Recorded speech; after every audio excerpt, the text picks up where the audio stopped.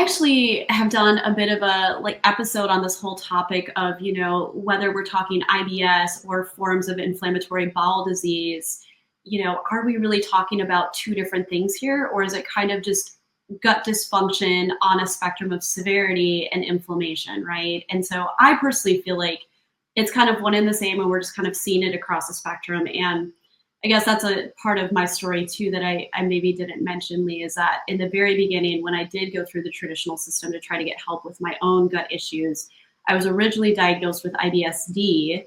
And then when I went back years later, when things really flared up again, I was basically dismissed by the original GI doc who did the full workup, right? And she was just like, it's IBS, that's all this is. And she got very frustrated because I tried all the meds, nothing was working. She didn't know what to tell me to do diet-wise, other than see a nutritionist, which of course, where was I going to go in my community at the time?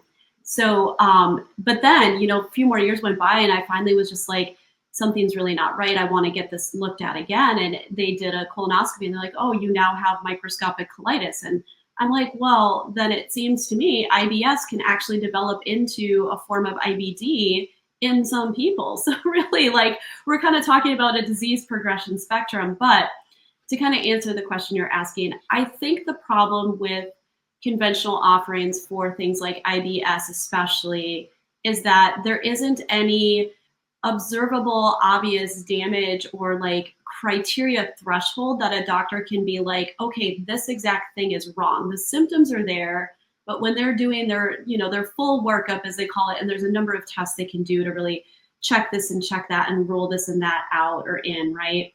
But normally most people are going to get an upper endoscopy, lower colonoscopy. There's other, barium swallow things they can do as well. But if all that checks out and then you're just kind of left with, well, we didn't find anything wrong, basically your options are to take a drug. Often a GI doc will just suggest something like fiber or probiotic. I've certainly had that suggested in my case a number of times too. But again, depending on what's really going on beneath the surface, some of those things can actually make the symptoms worse if there's no testing to really look deeper and see okay, what is going on with the beneficial bacteria in the gut? What can we see in terms of levels of populations or counts? Or, I guess nowadays, a lot of GI docs have now moved into the area of recognizing small intestinal bacteria overgrowth, or SIBO, as a big contributing factor to IBS. And a lot of them are willing to run lactulose breath tests, for example. And if they find something there, great, we can give rifaximin, which is the #1 prescription to treat that, right? Or sometimes they'll just give it kind of proactively, I found too. If you go in and you're like, I've got diarrhea, well, you probably have SIBO. We'll just write you a script for rifaximin. Well, rifaximin may or may not work. There's a number of clients I've worked with who have had that diagnosis coming to me. They might have even run the lactulose breath test. We're seeing high levels of, say, hydrogen gases, and they're having diarrhea. And they've done rifaximin, and it can sometimes not work.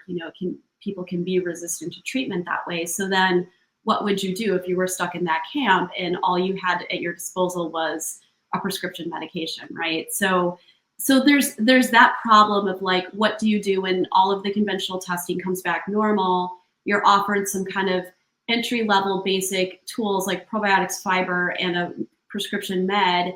None of those are working well, or maybe they've worked a little bit and now the symptoms are coming back and the doctor really doesn't have much else to offer. You really are stuck, right? Thanks for watching this video, and you can find the full-length podcast episode here on this channel, or you can head over to Apple Podcast or Spotify, and don't forget to like this video.